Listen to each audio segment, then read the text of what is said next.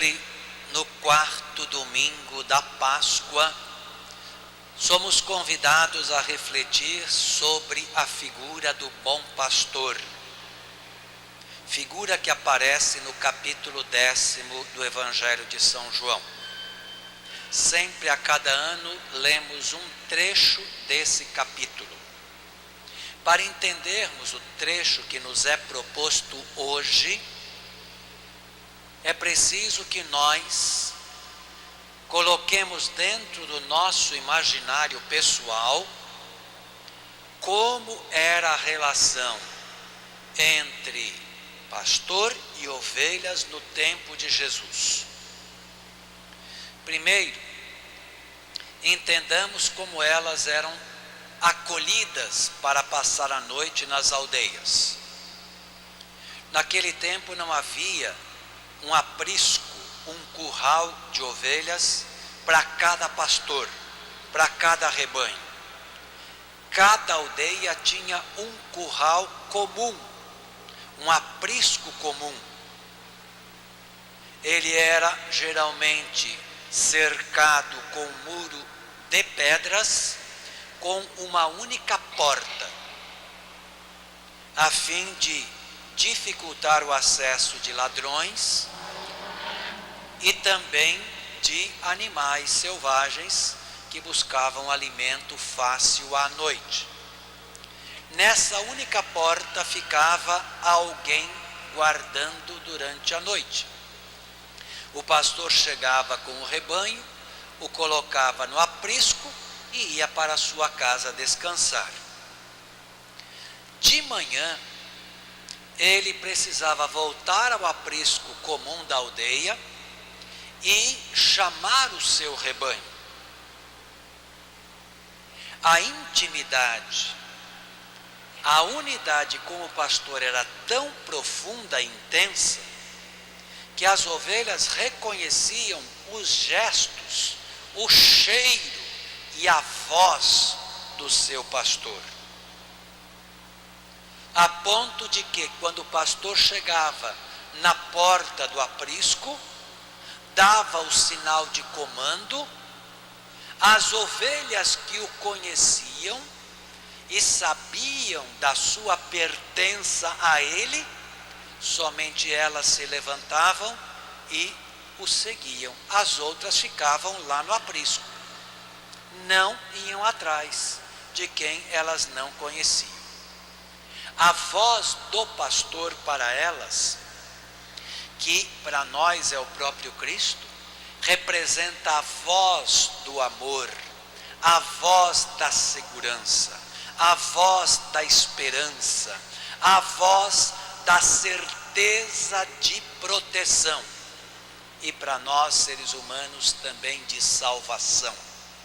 Porque o pastor é quem levava o alimento e a água para que pudessem beber e se alimentar e as defendia durante o dia de animais selvagens ou de outros aproveitadores. Elas dependiam dele para se manterem bem alimentadas e em segurança. A voz, minha gente, é algo que identifica cada um de nós. É algo único, como a impressão digital, como a íris dos olhos, é único. Tanto que os especialistas sabem definir se aquela voz é de tal pessoa ou não, quando eles fazem os estudos criteriosos. Quem tem o ouvido agudo, quem tem o ouvido sensível, consegue identificar a voz de todo mundo. Querem um exemplo?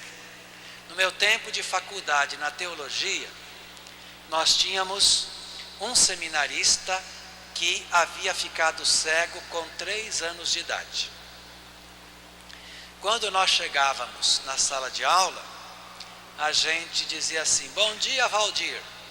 Ele respondia para cada um que o saudava, dizendo o nome da pessoa. Mas a gente, como gostava de brincar, muitas vezes não falava nada.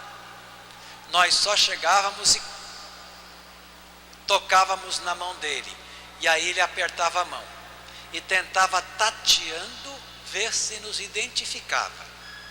Quando a pessoa não se identificava, ele apertava com força a mão da pessoa, para a pessoa falar ai, e pelo simples ai, ele respondia: bom dia fulano, bom dia ciclano. Um simples ai. Por quê?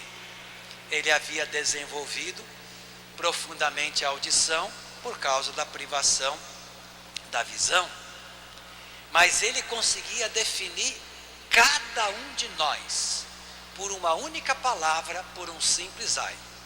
Assim também as ovelhas identificam o bom pastor, identificam Cristo pela sua palavra, que é uma palavra de amor e certeza de vida e proteção.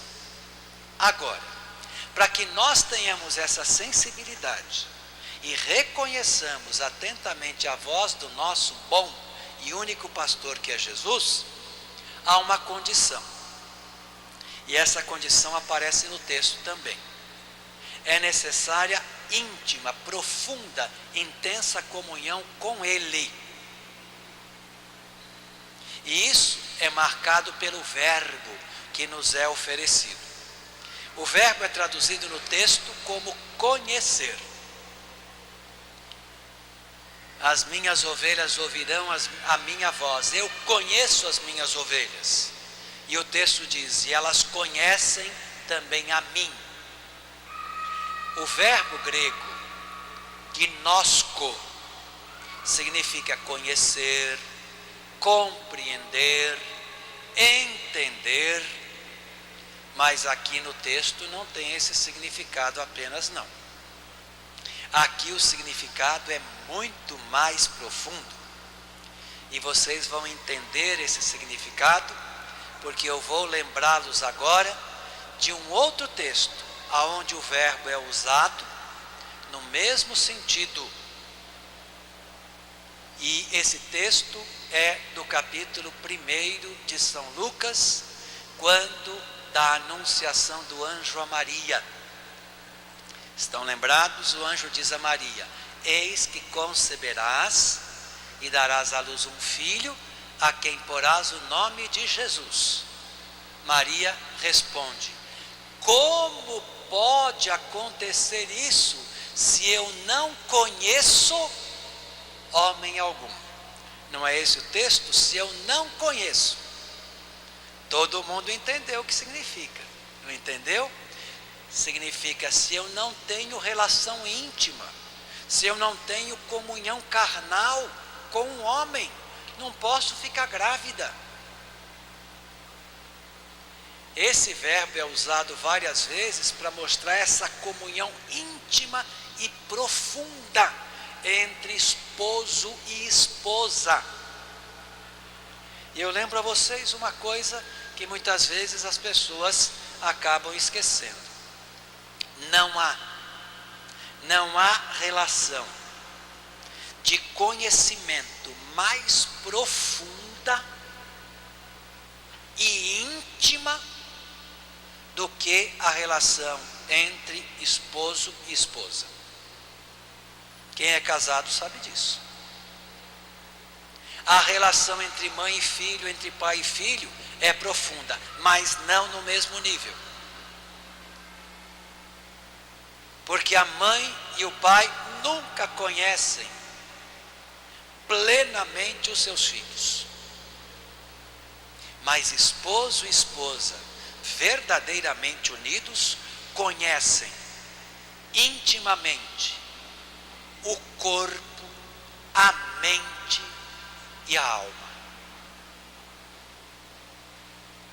Dada a essa convivência de comunhão plena de vida.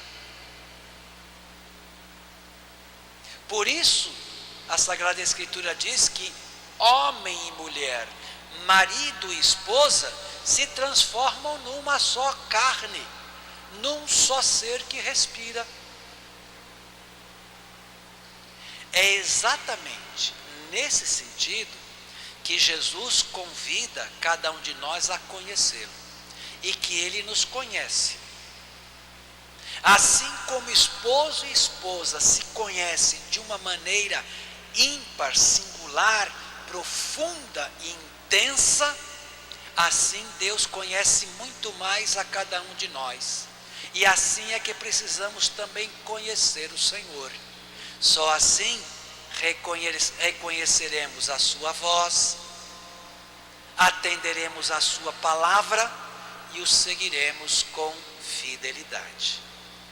Vamos então pedir ao nosso Deus, pastor das nossas vidas, que Ele nos dê a graça dessa comunhão íntima e profunda com Ele, para que, unidos a Ele e unidos a todo o resto do rebanho, sejamos uma só e grande família humana e divina.